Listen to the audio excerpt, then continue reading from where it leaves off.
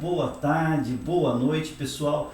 Professor Arildo Carvalho, hoje com a aula um pouquinho diferente. Nós vamos falar sobre Revolução Industrial, mas numa perspectiva interdisciplinar. Nós vamos transitar um pouquinho entre a história, a filosofia, a geografia, até porque essas disciplinas elas estão todas interconectadas e a compreensão dessa forma vai nos permitir ter uma memorização, uma fixação do conteúdo muito melhor.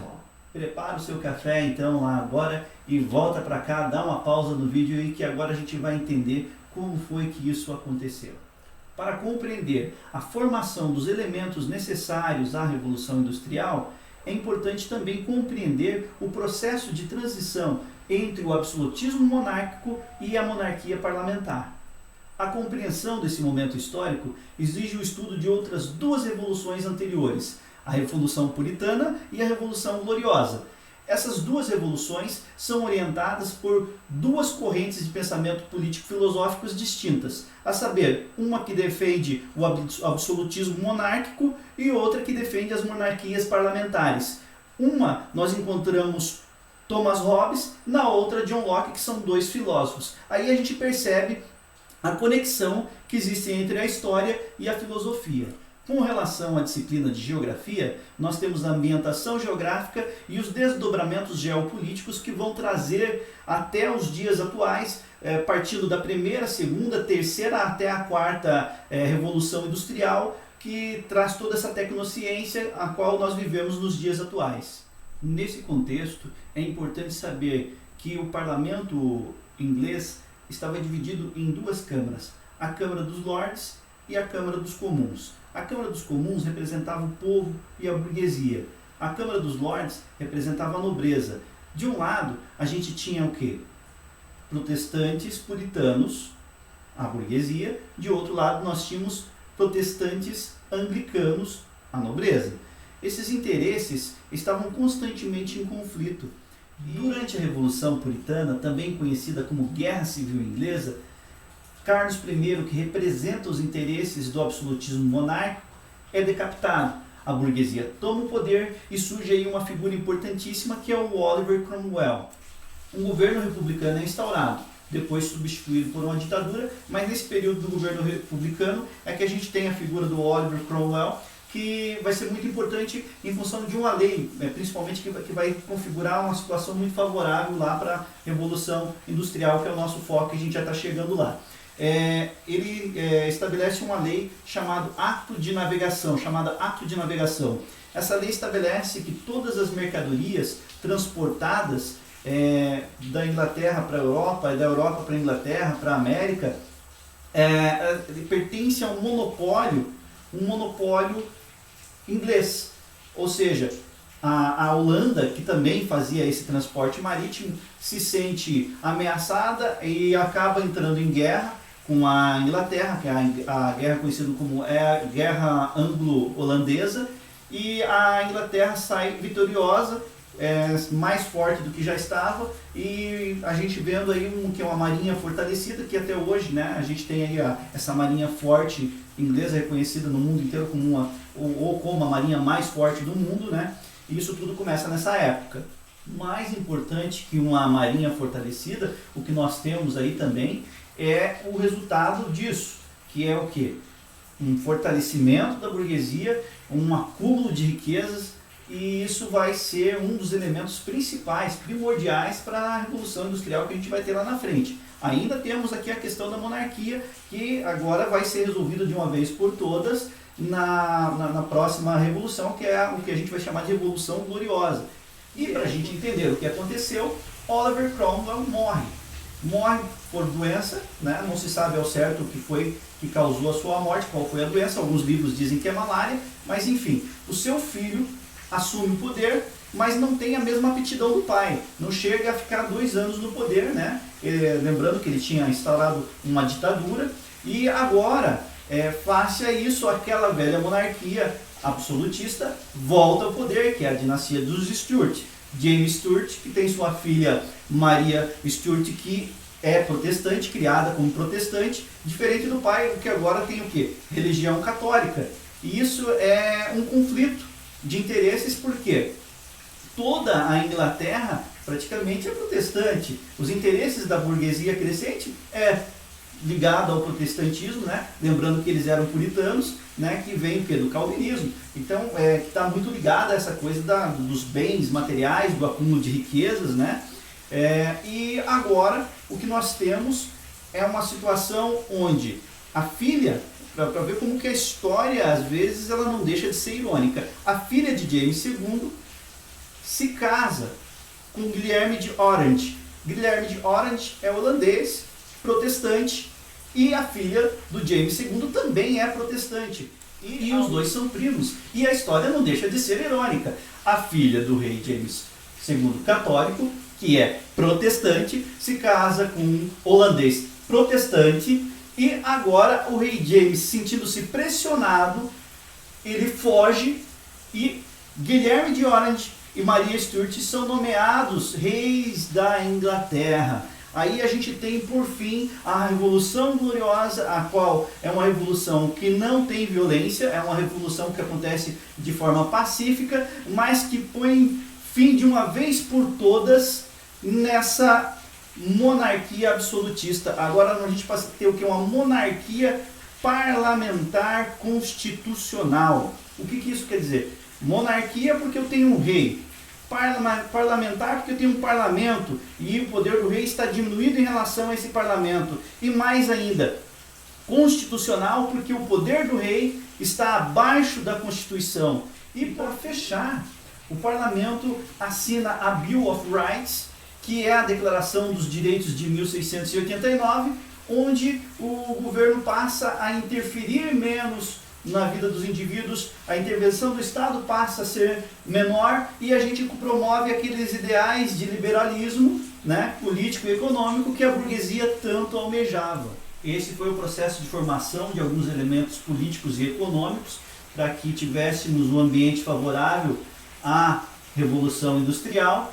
E agora, a gente, nessa segunda etapa, a gente vai analisar quais eram os elementos presentes no momento em que é iniciada mesmo de fato essa Revolução Industrial. E agora o que nós temos? Nós temos uma burguesia forte, acúmulo de capital, uma produção manufatureira que já estava em andamento e uma participação forte dessa burguesia dentro do parlamento. A Inglaterra já havia passado por um processo de distribuição de terras, os camponeses que estavam nessas terras foram expulsos, há um grande êxodo rural, uma mobilização dessas pessoas do campo para a cidade, e agora o surgimento da máquina a vapor e o surgimento dessa indústria, uma mudança radical na maneira de produzir. Até é interessante que a gente fala assim, uma mudança radical, profunda, abrupta. Isso é uma coisa típica de uma revolução. Se não há esses quesitos de mudança abrupta, profunda, inclusive no modo de viver, de produzir das pessoas, a gente não pode chamar isso de uma revolução. E veja, agora a gente tem todos os elementos necessários para a gente ter o que a gente vai chamar de primeira revolução industrial. E tendo isso em mente, agora a gente pode falar propriamente do que foi isso, do que foi esse acontecimento, essa mudança radical na maneira de viver e produzir. Houve uma exploração exponencial do trabalho, cada vez mais as pessoas sendo exploradas, as mulheres com salário baixo, o trabalho infantil, jornadas de trabalho excessivas, né? Eu imagino que todos vocês já devem ter assistido o filme lá do Charles Chaplin, que ele aperta parafuso e aquela produção acelerada em ritmo. Essa crítica, né, também surge, essa crítica em relação à exploração excessiva do trabalho, à exploração excessiva das pessoas. E daí vai surgir também a figura dos sindicatos, né, do socialismo, do marxismo, né, sobretudo das ideias de Karl Marx e Friedrich Engels, e que aí sim a gente começa novamente a ter aquela conexão de filosofia e história, né? Porque tanto na história quanto na filosofia você vai falar desses pensadores e o enfoque às vezes não é exatamente o mesmo, mas é interessante a gente perceber que está falando dos mesmos pensadores, né? O que é construído a partir da constatação desse estado de exploração. Mas enfim, é importante a gente entender o que é cada um desses elementos nesse processo, nessa nova realidade de vida e de produção. O burguês vai ser aquele cara que é detentor dos meios de produção. O proletário, né, ele tem esse nome justamente porque é aquele que só tem a prole, só tem os filhos, ele não detém propriedade privada, ele não tem posse dos meios de produção.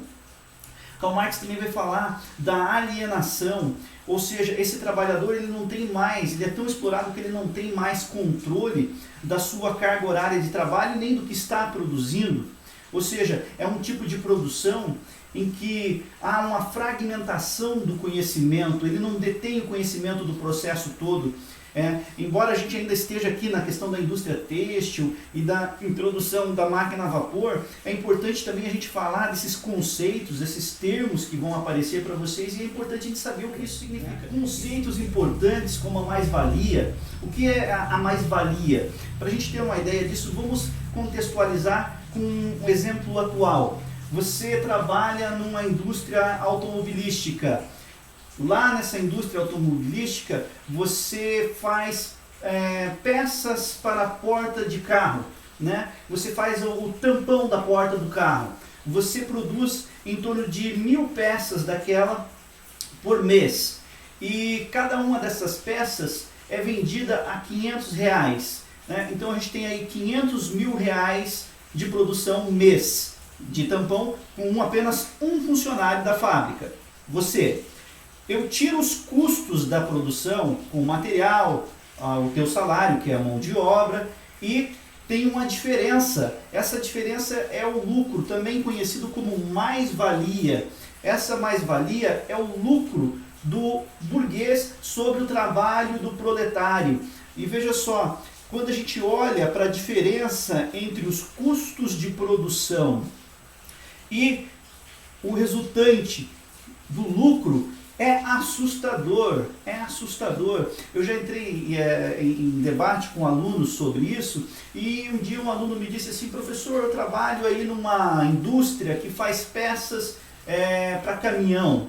Eu não vou falar o nome da indústria aqui, mas enfim, lá nessa indústria eu fabrico a peça tal, e essa peça tal custa R$1.500.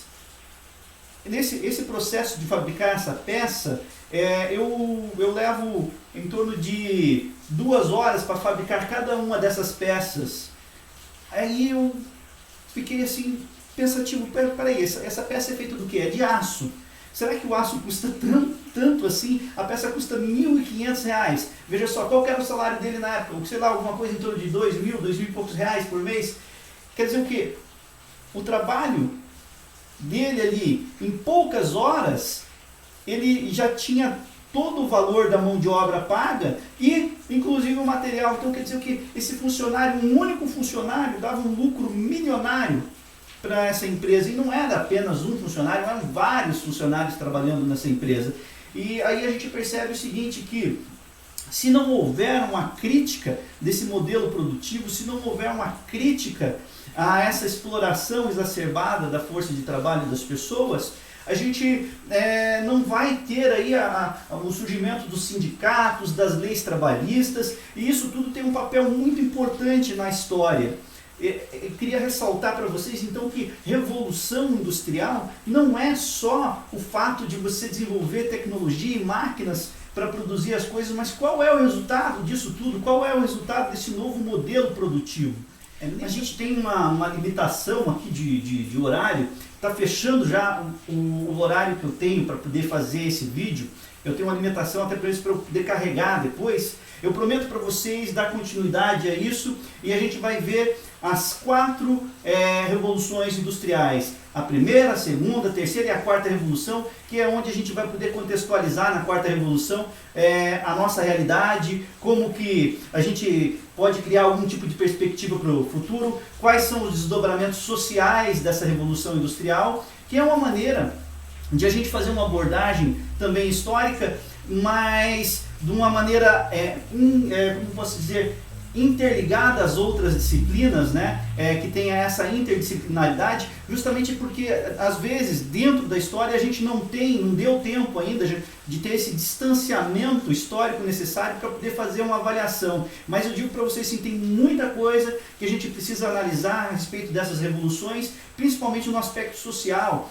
porque a revolução por si só, no aspecto tecnológico e produtivo, não é o que mais importa na prática para nós. Eu acredito que todo conteúdo estudado, ele tem que ter alguma aplicação prática na sua vida. Você tem que assimilar, interpretar esse assunto de uma maneira que ele faça sentido à sua realidade. Quando a gente fala de revolução industrial, você consiga conectar todos os fatos, as coisas que acontecem na sua vida e que aconteceram na vida das pessoas, para que a história esteja viva, presente na sua vida como qualquer outro fato do dia.